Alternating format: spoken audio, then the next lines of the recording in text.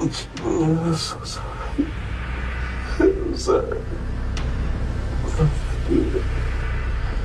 No one would understand.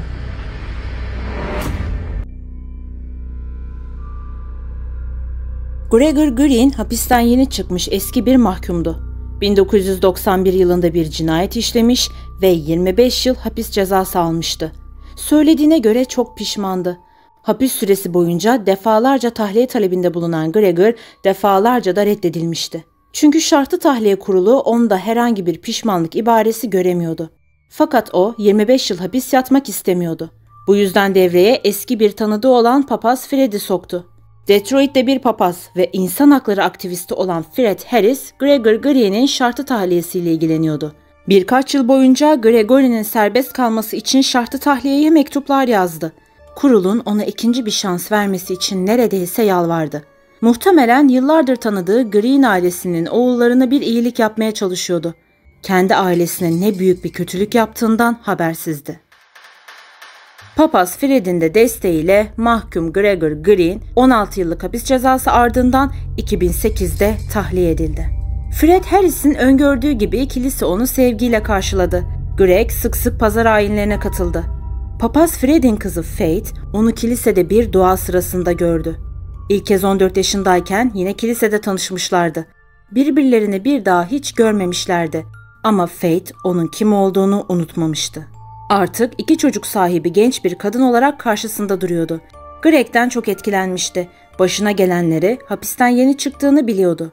Ama sanki karşısında bir suçlu değil, bir tövbekar vardı. O, uslanmış gözüküyordu. Faith'in ilk evliliğinden 8 yaşında bir kızı ve 10 yaşında bir oğlu vardı. Eşinden boşanmıştı. Yeni bir ilişkiye de açıktı. Üstelik Greg'i ilk gördüğü andan beri çok beğeniyordu. Böylece ikili çıkmaya başladı. Çocuklarla tanıştırdığında da Greg'in onlar için iyi bir baba olabileceğini düşündü. Ama bu kendi fikriydi. Kızı Kara günlüğünde Greg'i sevmediğini açıkça yazmıştı. Greg'i hiç sevmiyorum. Annem ona takıntılı. Evlilikten bahsediyorlar. Ona baba demek istemiyorum. Herkes onu seviyor. Ama ben... sanki onda yolunda gitmeyen bir şeyler var gibi.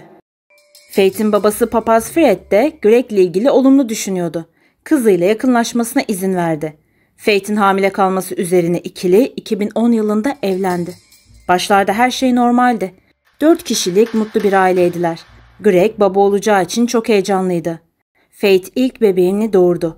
Birkaç yıl sonra ikincisi geldi. Artık 6 kişiydiler ama mutlu değillerdi.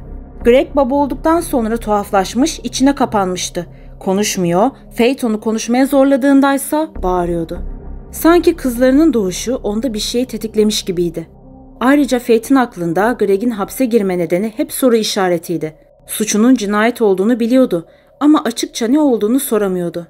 Faith ne zaman Greg'e o gün ne olduğunu sormak istese Greg bu konuda konuşmak istemediğini söylüyordu.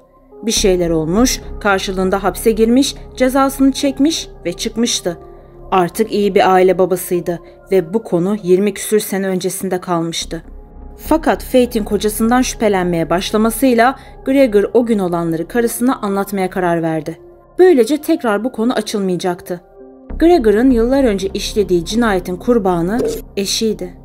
O sırada 6 aylık hamile olan eşi Tonya ile şiddetli bir kavga ediyorlardı. Çift birbirini iteklerken Greg fazla güç kullanmıştı. Hamile kadın yere düşüp kafasını vurmuş ve hayatını kaybetmişti. Amacının hamile eşini öldürmek olmadığını, sadece kendini korumak olduğunu söyledi. Faith anlatılanlara inandı. Greg'i kızdırmamak için de tekrar bu konuyu açmadı. Greg zamanla sessiz ama öfkeli bir adama dönüşüyordu. Özellikle kendi kızları doğduktan sonra Kara ve Chadney'e karşı daha asabi davranmaya başlamıştı. Evlenirken 2 üvey çocukla yaşamayı kabul etmişti. Ama çocuklar büyüdükçe onları evde istememeye başladı. 2 üvey çocuğu aşağılıyor ve azarlıyordu. Hatta onlara vurmaya kalkmış fakat Faith izin vermemişti. Bir gün Faith'e artık 4 kişilik bir aile olmak istediğini söyledi. Kara ve Chadney'in evden gitmesini istiyordu. Faith 6 kişi olduklarını ve hep öyle kalacaklarını söyledi. Böylece üvey çocuklarından sinirini alamayan Gregor öfkesini eşi Faith'e yöneltti. Bu öfke sonunda Faith'in evi terk etmesine neden oldu. Çocuklarını alıp Gregor'ı terk etti ve boşanma davası açtı. Ayrıca Gregor için uzaklaştırma talebi istedi ama yeterli tehdit bulamadıkları için kabul edilmedi. Bir süre ayrı kaldıktan sonra Gregor'ın değiştiğini söylemesi üzerine Faith eve geri döndü. Gerçekten değişmiş gibi görünüyordu. Karısına ev işlerinde yardım ediyor, çocuklarla ilgileniyor, bambaşka bir adam gibi davranıyordu. Fakat insanlar değişmez. Sadece rollere bürünür. Gregor Green de kısa zaman sonra gerçekte olduğu kişiye geri döndü.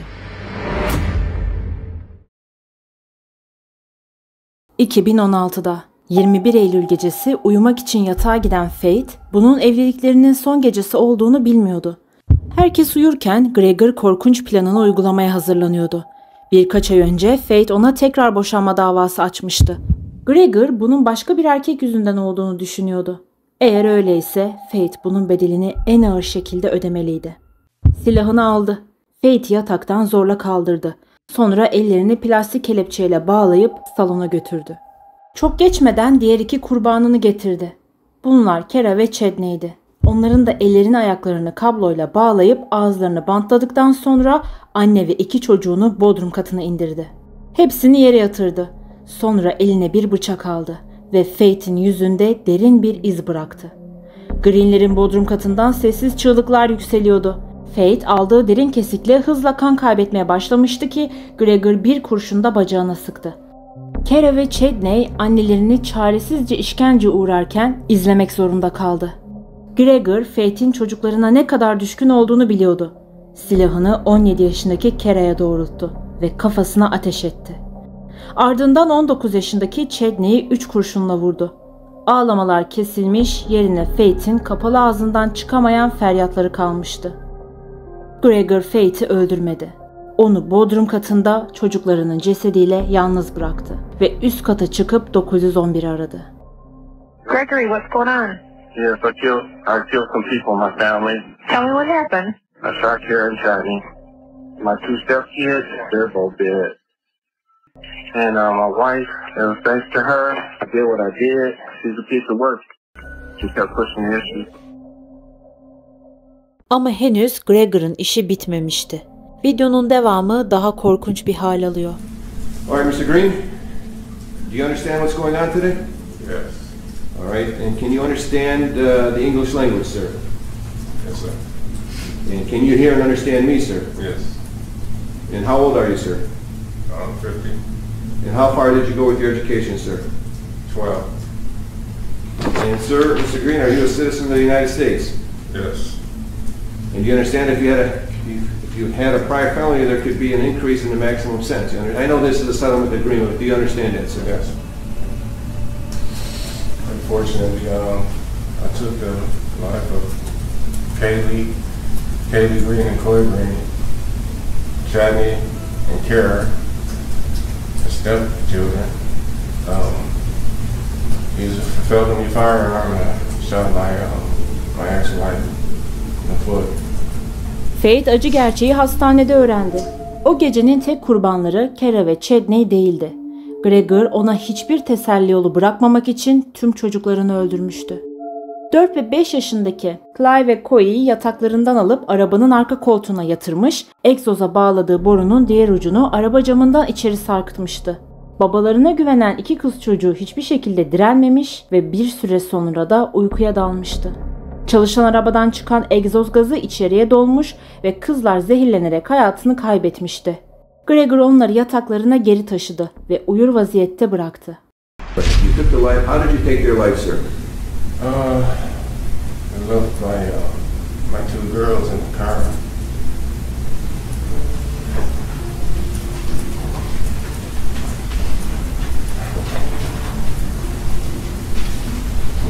And they this gas, carbon monoxide, and Kara and Chadney got shot down. That act had the natural tendency to cause death or great bodily harm to both Kaylee and Coy Green? Yes. Okay. And they did ultimately pass away from the carbon monoxide inside the interior of the vehicle, correct? Yes. All right. The time that you shot both Kara Allen and Chadney Allen to death? Yes. Okay, did you shoot those children in front of their mother, Miss Faith Green? Yes, I did. In addition to doing that, did you also shoot Ms. Green in the feet? Yes. And did you also cut Ms. Green multiple times on her face with a sharp object? Yes, I did. Okay, and did you do those things with the intent to cause cruel or extreme physical or mental pain or suffering to Ms. Green? Yes. And do you believe that those actions actually did inflict great bodily injury or severe mental pain and suffering upon Ms. Green? Yes, I did. People are satisfied. Therefore, sir, as to the charge of murder in the second degree regarding Kaylee Green, how do you wish to plead? Guilty, sir. As to the charge of murder in the second degree as to Coy Green, how do you wish to plead? Guilty, sir. As to the charge of murder in the second degree as to Kara Allen, how do you wish to plead? Guilty. As to murder in the second degree as to Chadri Allen, how do you wish to plead? Guilty. Faith cenazeye tekerlekli sandalyeyle geldi. Bir gecede çocuklarını, emeklerini, yıllarını kaybetmişti. Yakınlarının desteğiyle çocuklarına son görevini yaptı.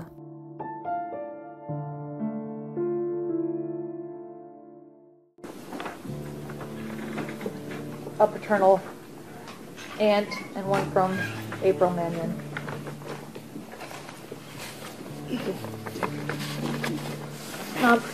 Please state your name for the record. Faith Green. Okay. Good morning, Your Honor. I'm not happy. I'm not satisfied with the outcome. There's no punishment that fits the crime. Not even torture and death would be justice. Your justice will come when you burn in hell for all eternity for murdering 4 innocent children, all because you're insecure as a man. Plus the other 2 lives you took. You are a con artist, you are a monster, you are a devil in disguise. You are now forever exposed. I've thought over and over again what I would say, even though it doesn't even matter. First of all, I am not and did not and will not suffer like you intended for me to do. What you tried to do didn't work. I am and was a damn great mother to all of my children. I was their mother and father. I'm the one who took out the time with each and every one of them. I taught Chadney how to treat a woman with respect, how to fill out a job application, mock interviews, how to pay bills, encouraging him to give his all in his schooling. I taught Kara to stay focused, aim high. I showed her how to drive, how a young lady is to carry herself in an orderly manner. Be all that you can be. Try out for everything that you're interested in doing. Pursuing higher education. We were filling out college applications. She wanted to be an OBGYN doctor. She was going to graduate this year from high school. I taught Coy to be open to new things like learning a new language, be confident in doing her schoolwork and in herself. She would make me laugh looking at me over her glasses like a little old lady. My Kaylee had the greatest memory. She loved singing. She loved to carry her purse, which was always filled with hand sanitizer and lip gloss. You tried to separate them from each other. They are siblings who loved each other and spent time with one another. Trying to split them up didn't work. They are together more than ever. Chadney and Kara are still watching over their little sisters, Coy and Kaylee, forever. I carried each one of them in my womb for 9 months and raised them. Nothing or no one, sure as hell, not you, can break me or break my bond with them. But while I stand up here trembling with fear, I put on my bravest face to be in the same room with the man who murdered all 4 of my children. 2 of them violently in front of me with a gun, Chadney and Kara. And he killed my other 2 babies, Coy and Kaylee, with a hose that ran from the tailpipe of his car to where they were innocently sleeping. As if that wasn't enough, let me tell you about some of the devastation that it has actually done to me and my family. My short-term memory is gone. Doctors tell me it's my brain protecting me from the memories of my children being shot in their heads right in front of me, while I was gagged, duct-taped, and zip-tied. Every time I find strength to get out of bed, as soon as I walk, I'm in extreme pain, sharp pain, from where he shot me in my foot. They don't know if I'll ever walk again without pain. Think about that for a second. Never being able to, again, to walk without pain. My doctors say I have post-traumatic stress disorder. That's where the migraines and nightmares come from. Sometimes I dream of the night all this happened and wake up screaming and sweating, thinking that I can save my children somehow. Then I realize that the nightmare is actually reality and my children are really gone, and I try to find the strength to start my day somehow.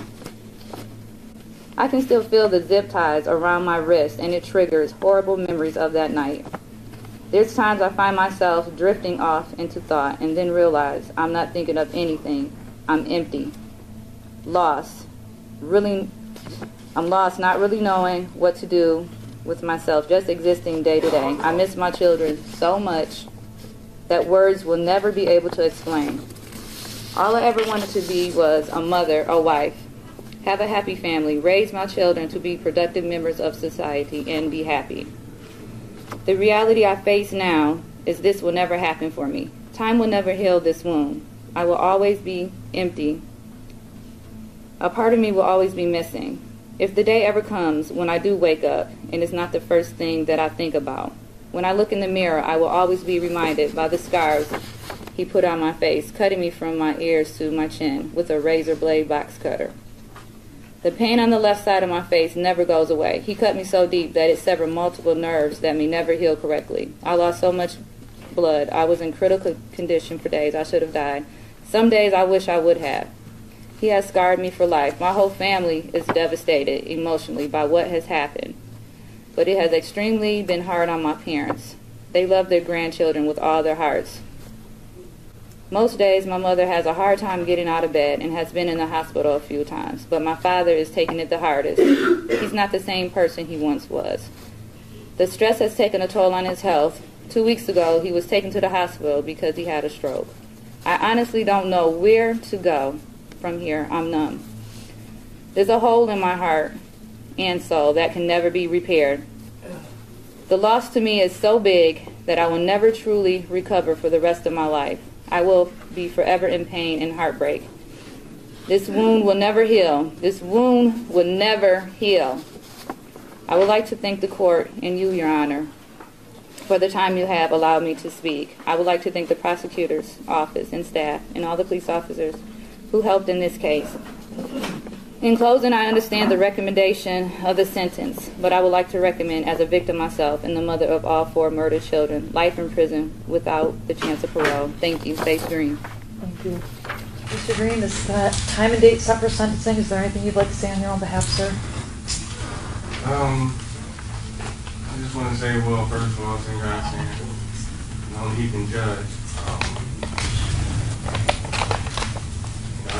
I do regret and I'm sorry for what has happened. God knows the heart, and He knows how regretful, how sorry I am. And even now, after all this, He still has a plan. And I'm not giving that up, giving up on that plan. Because God is God. And there's not one day that go by that I don't think of my girls. May God help them, help me, help us all. That's all I have to say. Okay. Mr. Green, of all the tragic cases this court has seen, the facts of this one are by far the worst. Fathers are supposed to protect their children. Yes. Husbands are supposed to protect their wives.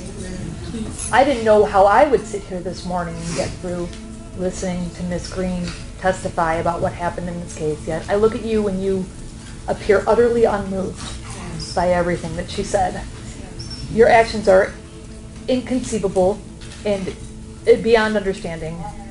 I hope that the families affected by this tragedy can heal. You will never be released from prison.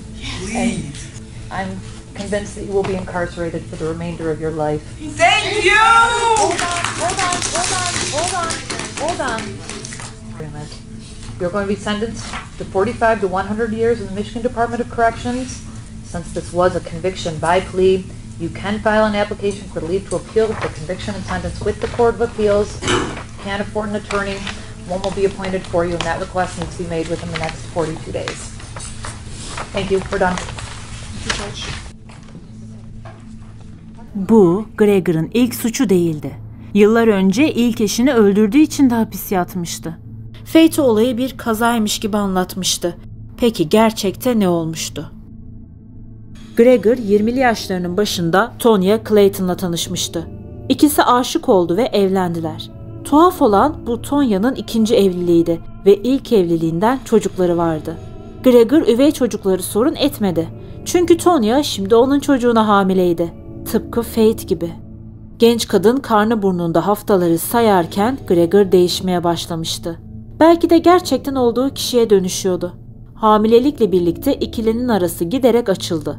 Öyle ki Tonya çevresine Gregor'la ayrılacağı haberini yaymaya başlamıştı bile. Bebek doğunca bir şeylerin düzeleceği umudu yerini korkuya bırakmıştı. Tonya artık ondan korkuyordu. 14 Temmuz 1991 Pazar günü Tonya önce kiliseye duaya gidecek, ardından hızlıca eve gelip eşyalarını toplayacaktı. Kocasını terk etmeye karar vermişti. Eve gelen Gregor, Tonya'nın eşyalarını topladığını görünce sinirlendi ve ikili kavga etmeye başladı. Korkunç kavga mutfakta son bulmuş ve cinnet geçiren Gregor, eşi Tonya Green'i boynundan, göğsünden ve sırtından olmak üzere 10 kez bıçaklamıştı. Daha sonra ölmesini izlemiş, öldüğünden emin olunca 911'i arayıp kendini ihbar etmişti. O sırada evde olan Tonya'nın 2 küçük çocuğu kaçarak saklandığı için hayatta kalmıştı. Gregor Green 2. derece cinayetten 25 yıl hapis cezası aldı. Şartlı tahliye ile 16 yıl sonra serbest kaldı ve kilisede bir dua sırasında serbest kalmasını sağlayan adamın kızıyla karşılaştı. İşte gerçek hikaye buydu. Fate bugün çocukları hala kapıdan içeri girecekmiş gibi hissettiğini söylüyor. Hiç alışamıyorsunuz. Çünkü kapıdan içeri girmelerini bekliyorsunuz diyor. Sadece bununla başa çıkmanın bir yolunu buluyorsunuz. Şu an Detroit'te bir kadın sığınma evinde çalışıyor. Gregor'ın serbest kalmasında emeği olan Fate'in babası papaz Freddy ise yaşanan olaylardan sonra felç geçirdi.